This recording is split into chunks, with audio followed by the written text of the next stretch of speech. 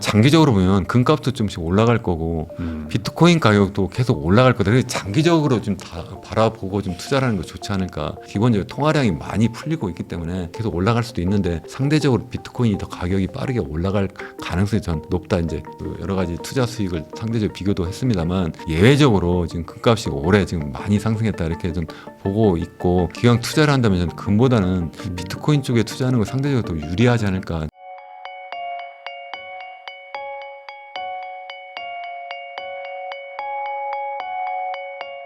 강원대학교 국제무역학과 교수님이시죠. 이현훈 교수님하고 이야기 나누고 있습니다. 그러면 결국에 이제 자산을 배분하고 포트폴리오를 좀 분산하라는 얘기는 사실 이게 뭐 투자의 격언 중에 뭐 정석적인 얘기인데 항상 이게 듣기만 듣지만 안 되거든요. 그러다 보니까 분배를 한다 그러면 대충 그냥 원화자산 부동산 뭐 이제 뭐 미국 주식 뭐 이 정도 삭값 이 정도란 말이죠. 근데 또 미국 주식도 막 비싸다고 그러고 뭐 어떻게 해야 될지 뭐 감이 잘 안 오는데 그 아까 비트코인도 얘기를 해주셔가지고 마침 또 이제 비트코인이 최근에 또 빠져서 지금 또 관심을 가지시는 분들도 있을까봐 한번 좀 여쭤보겠습니다. 이 비트코인에 대한 그 논란은 계속되고 있는데 교수님 이걸 좀 긍정적으로 보시는 이유가 있을까요? 일단 제가 앞서 투자의 4개 원칙 이렇게 말씀을 드리면서 미래를 좀 보자 이렇게 말씀드렸잖아요. 그래서 뭐 세상을 정말 엄청나게 바꾸는 그러한 기업들이라든가 새로운 자산이 많이 등장하고 있어요. 그 중에 하나가 저는 비트코인이라고 생각하는데 비트코인은 뭐 기업은 아니죠. 다만 현재는 투자 자산이라고 생각하지만 이게 저는 새로운 화폐라고 생각하는 거예요. 네. 지금 우리 인류 역사를 생각해 보면 30만 년 역사 중에 29만 년은 사실 돈도 없이 살았어요. 화폐라는 게 없이 그냥 물물 교환하고 살다가 10,000년 전, 12,000년 전쯤에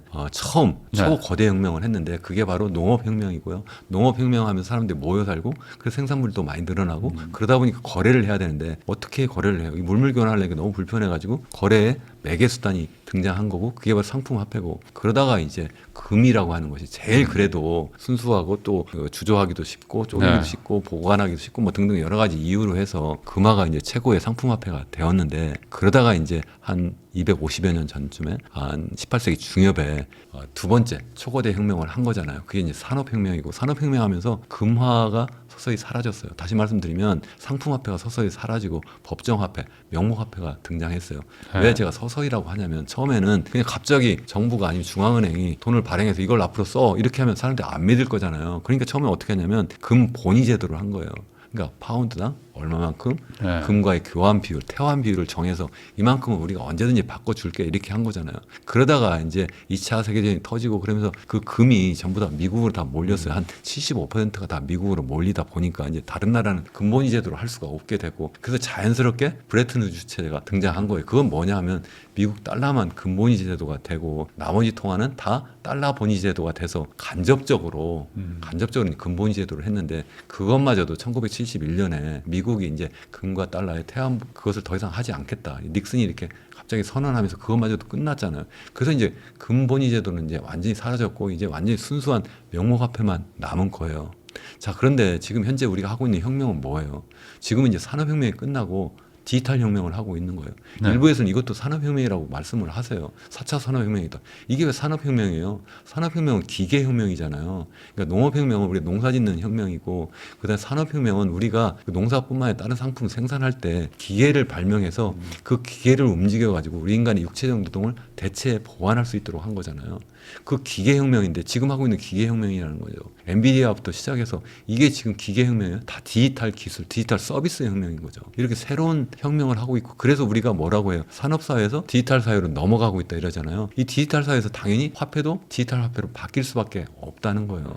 그래서 등장한 것이 저는 비트코인이라고 생각을 하는 거고 최근에 그거 말고 여러 알트코인이 등장하고 있고 이제 스테이블 코인까지 나왔는데 이제는 세상이 실질적으로 제 주머니에 지금 화폐나 동전이 사라진 적 굉장히 오래됐어요. 다만 갑자기 완전히 디지털 화폐로 넘어가지 못하니까 어떻게 됐어요? 마치 우리가 금본위 제도였다가 그냥 명목화폐로 넘어갈 때 어떻게 했어요? 중간 단계가 있었잖아요. 금본위 제도라는 게 있었다고 했잖아요. 지금도 마찬가지잖아요. 우리가 디지털 여러 가지 뭐 기본적으로 우리가 뭐 스마트폰으로 결제를 한다든가 아니면은 뭐 여러 가지 온라인 송금을 하거나 아니면은 뭐 우리가 뭐 QR 코드를 이용을 한다든가 뭐 이렇게 할 때 아니면 뭐 우리 신용카드를 이용할 때 그래도 베이시스는 우리 중앙은행이 발행한 그런 화폐나 동전이 있는 거잖아요. 근데 그것이 없어도 될 수 있다는 거예요. 제 말씀은 그렇게 되는 세상으로 지금 가고 있다. 그래서 저는 이 비트코인이 제일 선봉에 서고 있기 때문에 일단 한번 선점 효과라는 게 있잖아요. 그럼 한번 딱 들어가면 이것이 다시 이제 완전히 바뀌기가 쉽지 않을 거다. 다른 알트코인이 많이 등장해도 그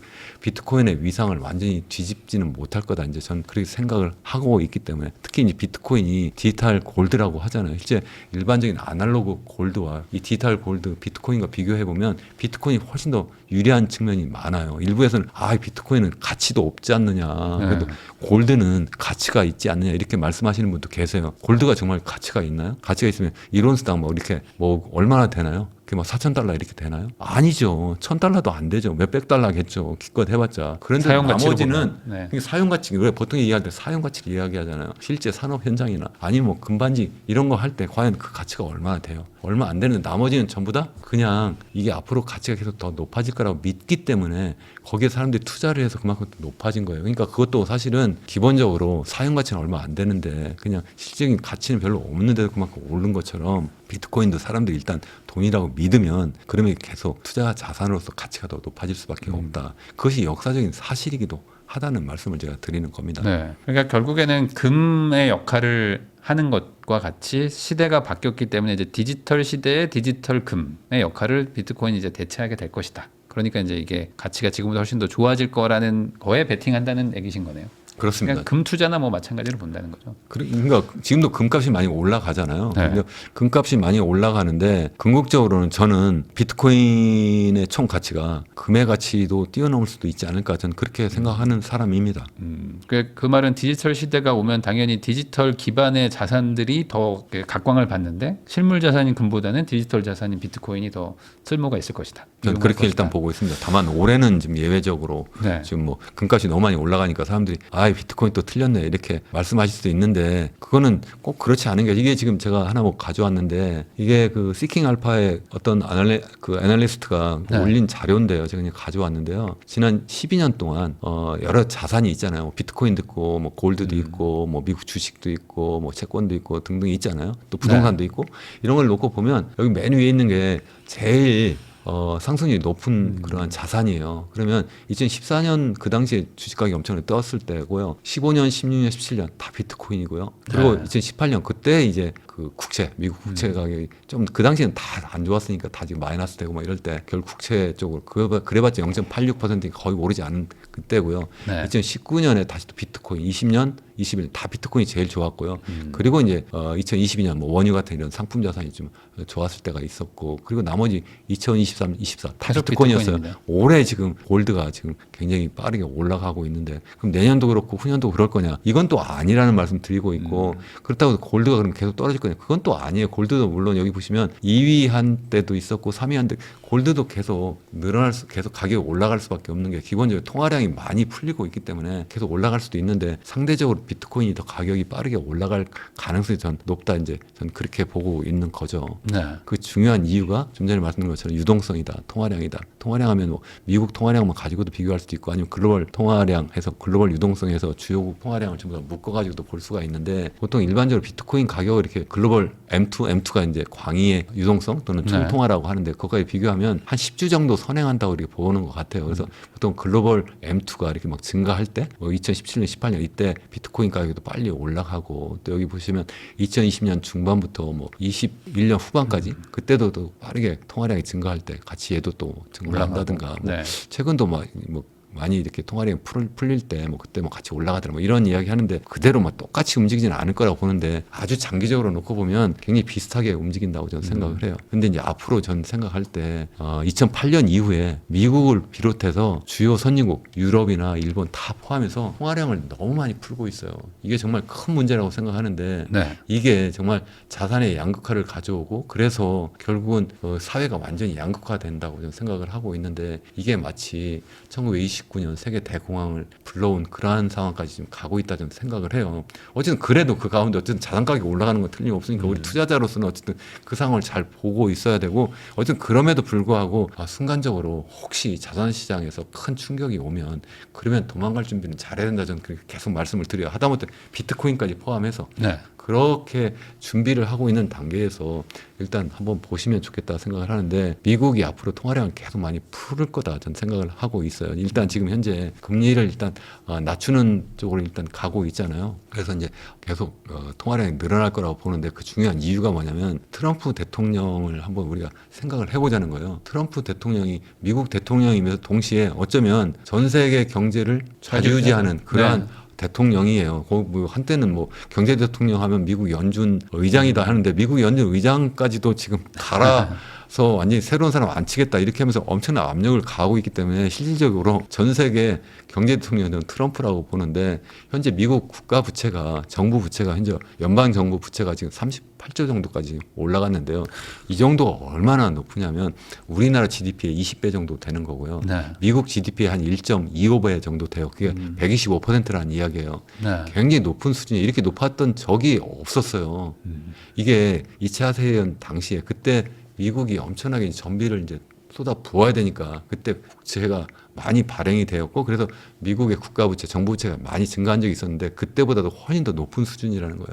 이 높으면 무슨 문제가 있느냐? 결국 이자를 계속 갚아야 되는데 이자를 갚기 위해서 또 국채를 발행해야 되는 악순환이 계속 되는 거예요. 그러니까 이제 큰 문제다. 그래서 미국 이제 트럼프 대통령이 처음 취임할 때부터 지금 목표로 하고 있는 것이 몇 가지가 있는데 그 중에 하나가 저는 어떻게든 이 국가 부채 규모를 줄여야 되겠다. 절대 규모는 못 줄이더라도 적어도 이자 부담만큼이라도 줄여야 되겠다 이런 거예요. 일반적으로 우리가 국가 부채를 줄이려면 우리나라까지 포함해서 어떻게 해야 되느냐? 일단 지출을 줄이면 되잖아요. 그러니까 지난해 그러니까 미국 같은 경우 2025년 회계연도가 지난 9월에 끝났어요. 항상 10월부터 시작을 하니까 네. 이제 막 끝났는데 1.8조 달러만큼 적자를 봤어요. 그만큼 이제 국가 부채가 더 늘어난 거예요. 그러니까 빠르게 증가하고 올해도 2026년도 회계연도도 제가 볼 때 1.8조 내지 1.9조 늘어나서 또 내년 되면 이제 40조 됐다 이렇게 이야기를 할 거예요. 이제 그렇게 계속 증가하는데 이거 줄여야 되는데 줄일 수가 없다는 거예요. 왜 줄일 수가 없느냐? 트럼프는 그래도 공화당은 전통적으로 세금을 깎아주고 그리고 지출도 줄이자 하는데 이 사람은 지출을 줄일 수도 없고 뿐만 아니라 사회적으로 자꾸 거기도 인구 고령화가 자꾸 나타나고 그렇기 때문에 기본적으로 꼭 지출해야 되는 정부 재정 지출이 굉장히 많을 수밖에 없어서 네. 못 줄일 거다 하는 거고 두 번째로 세금을 줄여주는 게 아니라 세금을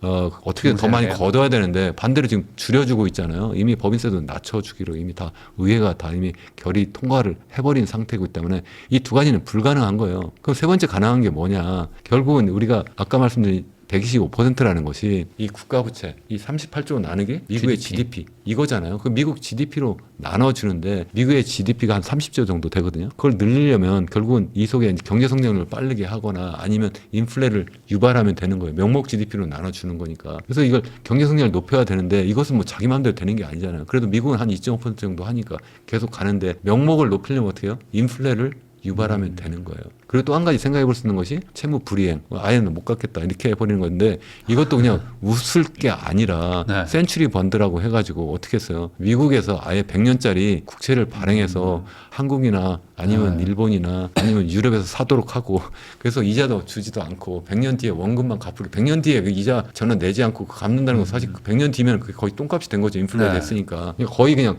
공짜로 그 돈을 돈 강탈하는 받아오겠다 거예요. 했는데 네. 그게 지금 뭘로 바뀌었어요? 우리나라 3,500억 달러, 네. 일본이 5,500억 달러, EU가 6,500억 달러만큼 거기 미국에 투자한다고 하잖아요. 그게 결국은 같은 거. 이게 하나의 말하려고 뭐 그때 뭐 합의 뭐 이런 얘기 한참 나올 때 그런 얘기가 있었는데 약간 변형된 형태로 이렇게 하고 있고 그게 채무 불이행에서 간 형태다. 그러니까 자기들이 스스로 돈을 더 지출하면 더 부채가 늘어나니까 외국에서 돈을 빌려다가 국부펀드 만들어서 이거 가지고 자기들이 원하는 데 투자를 하겠다 이렇게 지금 하고 있는 건데 마지막으로 이게 경제 성장률 이게 실질 경제 성장률을 높이기 어려우니까 또 하나 생각하는 것이 인플레다 이렇게 말씀드렸잖아요. 그 명목 GDP 성장률을 높이면 어쨌든 분모가 빠르게 증가하니까 네. 적어도 비율은 떨어지지 않을까 이렇게 보는 건데 이게 어떻게 가능하냐는 거예요. 결국 금리를 낮추면 된다는 거죠. 그래서 지금 트럼프 대통령이 계속 금리를 낮춰라 하는 거고 실제 레이 달리오 이거 뭐 투자자들은 다 아시는데 이분이 최근 쓴 책이 있잖아요.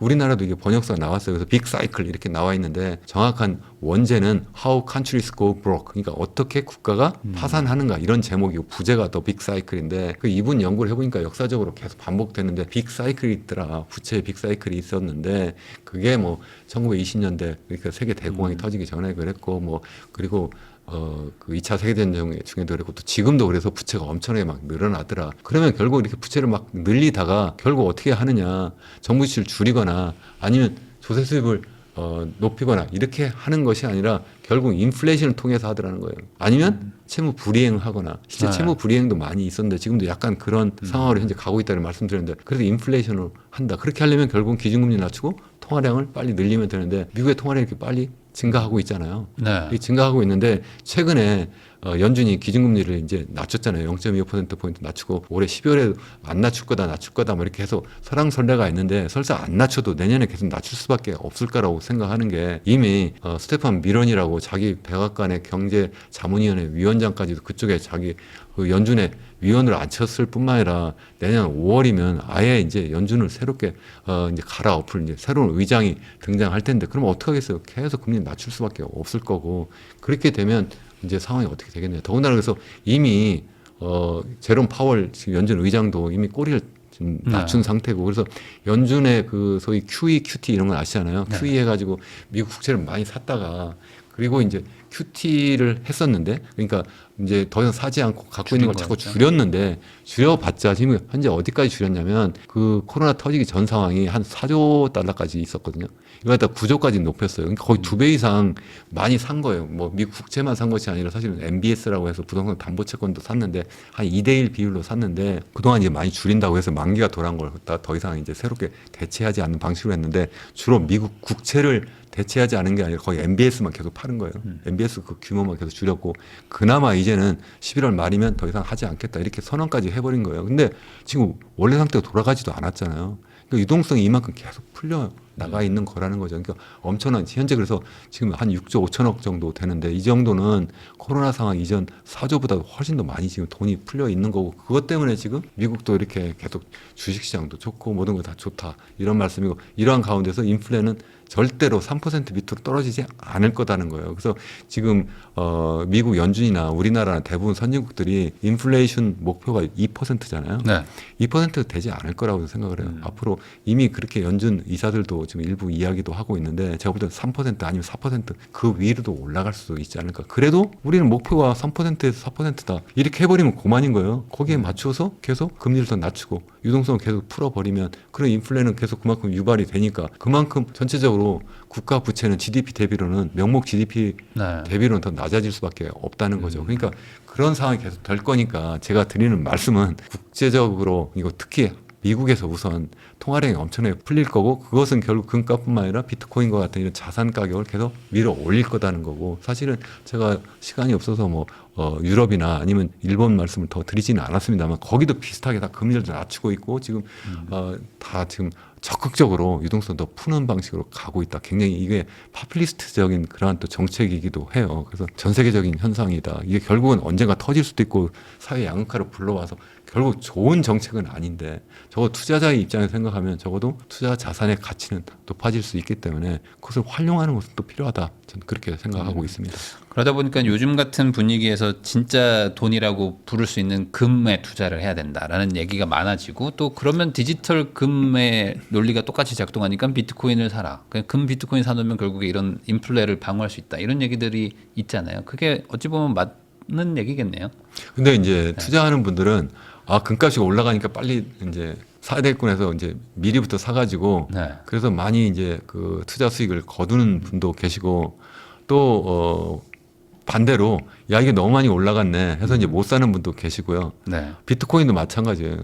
한참 이거 올랐을 때 너무 많이 올랐네 해서 못 사더니 이게 떨어지니까 이것도 많이 떨어졌네. 그러니까 이거 왠지 불안해 해서 또 못 사요. 네. 그러니까 제가 볼 때는 장기적으로 보면 금값도 좀씩 올라갈 거고 비트코인 가격도 계속 올라갈 거다. 그래서 장기적으로 좀 다 바라보고 좀 투자하는 거 좋지 않을까. 네. 다만 제가 볼 때는 금값은 지난 뭐 12년 동안에 그 여러 가지 투자 수익을 상대적으로 비교도 했습니다만 예외적으로 지금 금값이 올해 지금 많이 상승했다 이렇게 좀 보고 있고 그래서 기왕 투자를 한다면 저는 금보다는 비트코인 쪽에 투자하는 거 상대적으로 더 유리하지 않을까. 저는 그렇게 전 개인적으로는 보고 있어요. 네. 다만 이게 제 개인적인 의견이다 이렇게 말씀을 꼭 드리고 나중에 이현웅 교수가 그렇게 얘기해서 그거 샀는데 나는 또 왜 이게 너 책임져라. 네. 그건 아니다. 제가 투자의 사원칙 말씀드렸잖아요. 항상 자기가 스스로 판단해라. 절대로 누가 뭐라고 한다고 해서 100% 믿지 말고 공부 좀 하시면 좋겠다 하는 말씀 꼭 드리고 싶습니다. 비트코인은 뭐 4년 이상 보유하면 무조건 신고가를 찍었었는데 그 4년을 보유 못하고 항상 중간에 파시고 막 이러다 보니까 이제